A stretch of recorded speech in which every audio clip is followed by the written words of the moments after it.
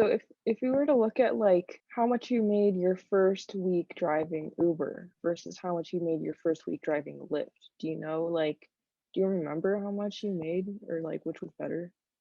I'd have to so I started just to give like a timestamp to this. This was, like I said, in 2015, it was in Boston. I originally started with Lyft. From what I heard from a lot of people, Lyft was the more friendly app. Uber was the more like unfriendly app. I'm not saying if I agree or disagree with that, but that's what I was told. And I'd say when I started out with Lyft in Boston, 2015, on average, I'd say I made anywhere between 20 and 25 an hour. I don't remember exactly how much I made the first week, but what was interesting, I don't know if they still do this, being honest, like I don't live in Boston anymore, but Lyft was doing something when I started out called hourly guarantees. So what they would say is, I think it was 7 and 9 a.m. and 5 to 7 p.m. during the week.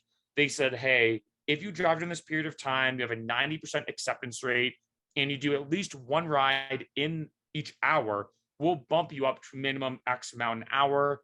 I believe the starting rate was minimum 30 an hour.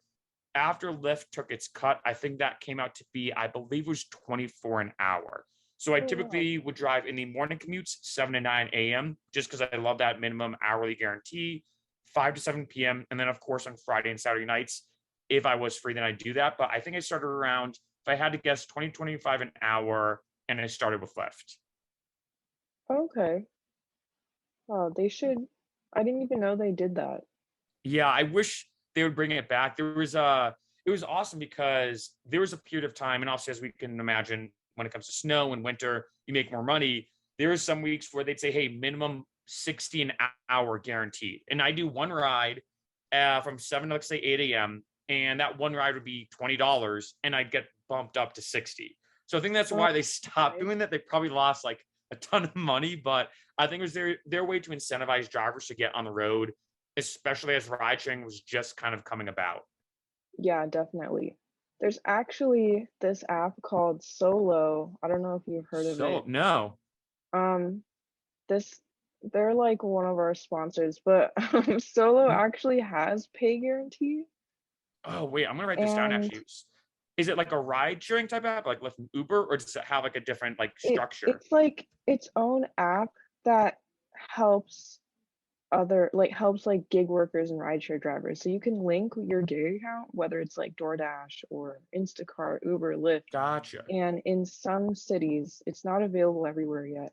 Mhm. They'll like give you an estimate of your pay per hour at That's like different huge. hours, depending on like the traffic and just like a lot of things. And then they'll actually pay you the difference if you don't meet that estimate. So it's like having zero. Whoa, Yeah, so we that's have a link huge. down below in the description. Yeah, I'm gonna have to do some research on that. That's awesome, honestly, because yeah, that was the most unfortunate thing I think about Lyft and Uber, and this is gonna sound kind of weird. When I was driving a lot, I realized that I looked at myself more as a salesman, so to speak, than a driver. Like in my mind, I was selling my services as a rideshare driver.